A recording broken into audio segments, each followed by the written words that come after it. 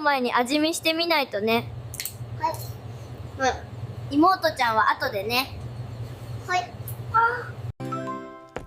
今回はお菓子たくさん食べるもんね。妹ちゃんの分もあるからね。緊急で動画回してます。何してんねん、クソガキと言われ追いかけられてます。ジュースとお菓子のせいかもの。ここまで来たら大丈夫だよね。走ったら喉乾いたな。あたちはいちゅ食べれまちか。